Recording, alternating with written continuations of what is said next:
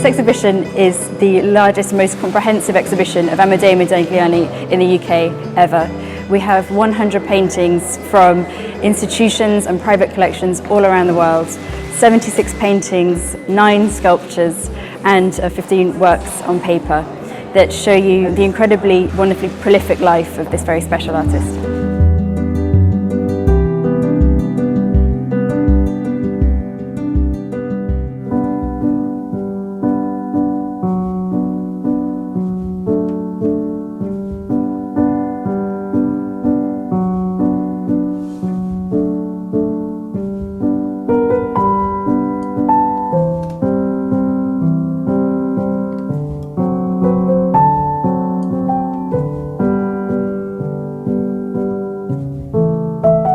Our exhibition begins in 1906 with Modigliani's arrival in Paris as a young man. And in the first room you'll see a self-portrait. It's the first of 2 self-portraits within the show. But in that image he presents himself as Perrault. Now to contemporary viewers, Perrault was a very familiar figure. At times he was tragic, at times he was comic. And we wanted to start the exhibition there because it's really such a contemporary experience. That idea of a young person arriving in a very busy, very exciting city and ready to invent themselves. As we go through the rooms of the show, we'll see that invention coming to life.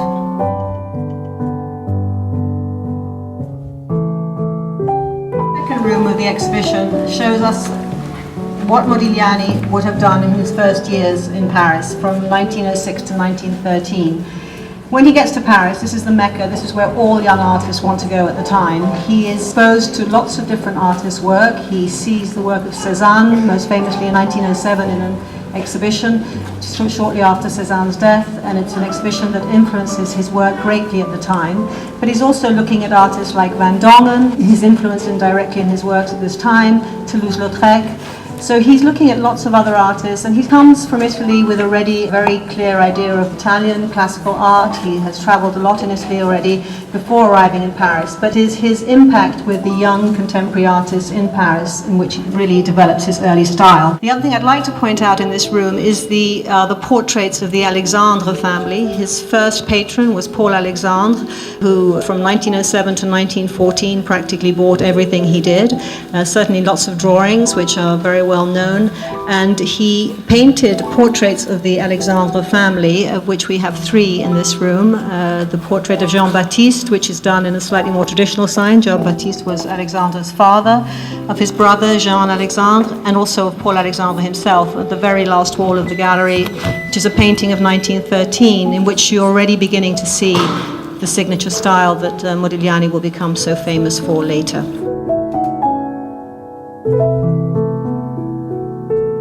We know that Modigliani made a lot of drawings. For a concentrated period, Modigliani wished to be a sculptor. You'll see the forms of caryatids, these temple-like figures. And Jacob Epstein, who knew him, actually owned one of the drawings, the blue drawing there, which comes from Warsaw. And Epstein remembered that at times Modigliani would place candles on his sculptures. So there was a real sort of sense of trying to create something monumental with those. You'll see some portraits in this room too, these images of Paul Guillaume. And I think from looking at Guillaume, we see this very dapper young gentleman. Guillaume was actually even younger than Modigliani, but was clearly hugely influential in putting his career on track. He really is the man about town here. And Guillaume was massively important for his promotion of African sculpture. He started to write seriously about African sculpture as art rather than being ethnographic or simply something as a diversion. He took that work seriously, and so, as well as championing contemporary artists, Guillaume would have introduced Modigliani to looking at works at the Louvre, looking at works at the Ethnographic Museum, the Trocadero, and we get a sense of that as we go through into the sculpture room. Modigliani was, through also the influence of Guillaume, looking at a lot of ethnographical art at this time. He was visiting the Trocadero and seeing art from Asia, from Africa, from all different parts of the world. Under the influence of Brancusi, he had returned to sculpture in 1909, and here in this room we have managed to reunite 9 of his 28 known sculptures. You can see that there is a development. The earlier ones are more roughly hewn, stone is different, right up to the great sculpture that actually belongs to the Tate, which is one of his finest. Through his experimentation with sculptures and through the different forms that he uses, that he then goes on to develop his painting style.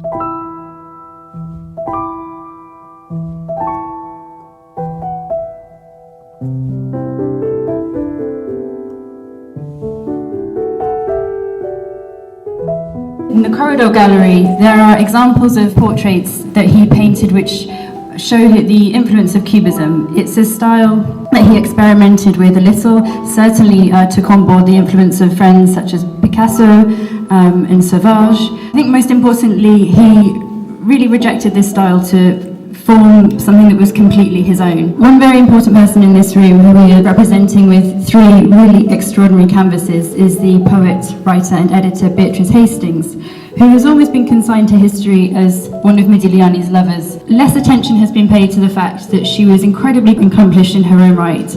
She was 35 years old when they met in Paris. She had already established a very successful literary career in London, very much her own woman by the time that she and Modigliani met.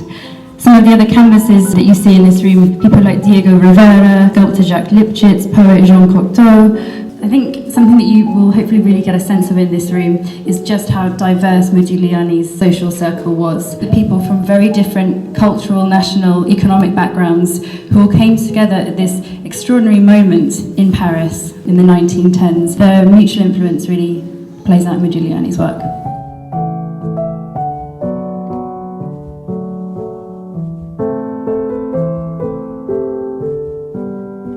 Now, one of the fantastic things about this exhibition is that so many of the works we see are rarely seen in public.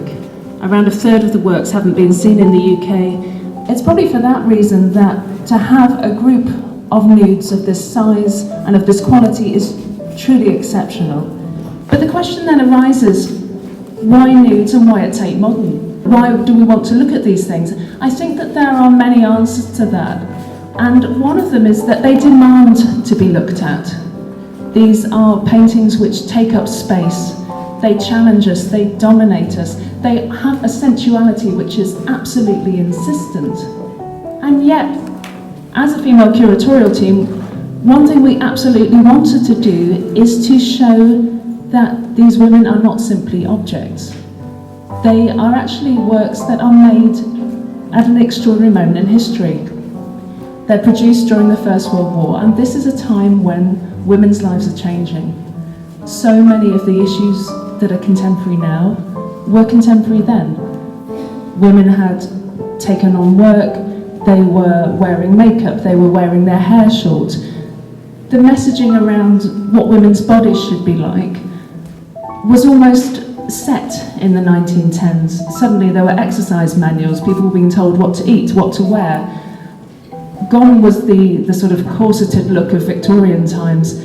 This was the 20th century. And the women that we see in Modigliani's paintings are of their moment. Perhaps there is some sort of empowerment in posing. There's a lifestyle choice if you're living independently, if you've broken convention in so many other ways. Perhaps modelling is a natural choice.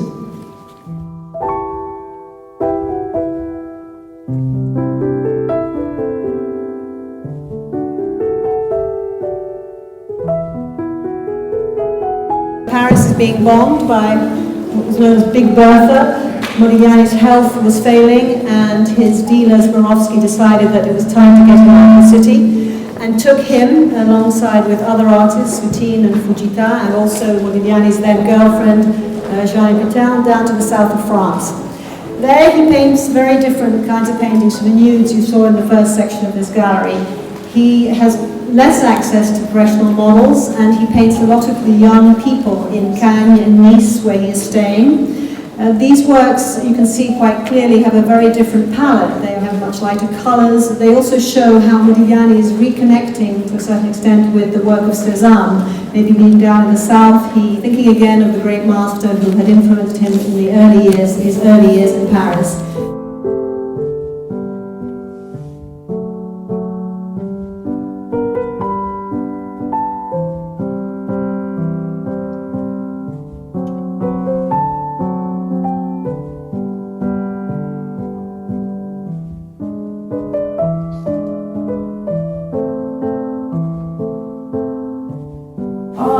With this VR experience were very much about giving you an enhanced interpretive experience. So what we have is a recreation of the artist studio based on the actual space itself. So the dimensions of the studio are accurate and all the details that you see within that space are based on historical research. And it's been a massively collaborative effort to do that.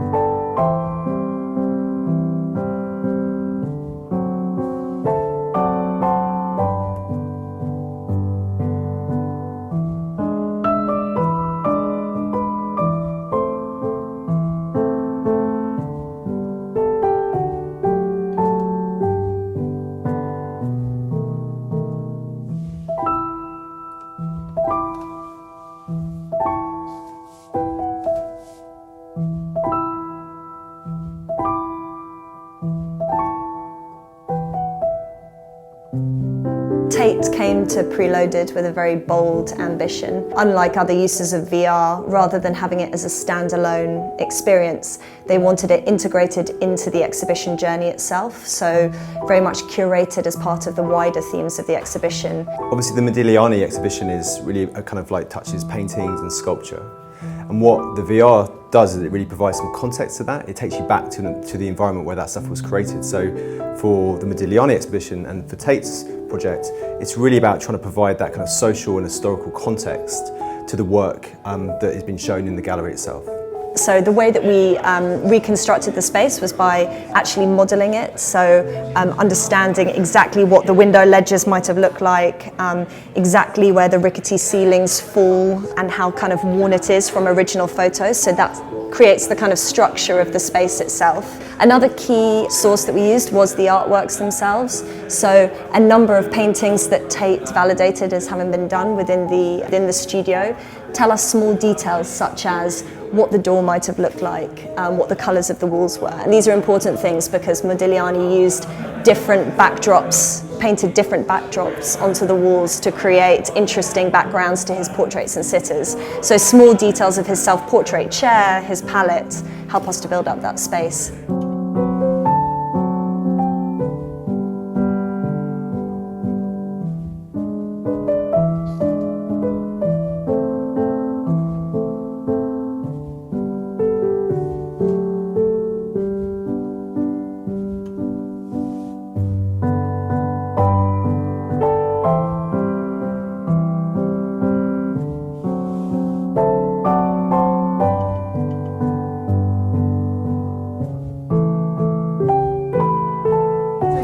Last room of the exhibition, and as Nancy said, if you go into the virtual reality room, you will see some of the works that you have seen in that room, you will see here in the show. So here, I think you can see really kind of the apotheosis of Modigliani's career in a sense.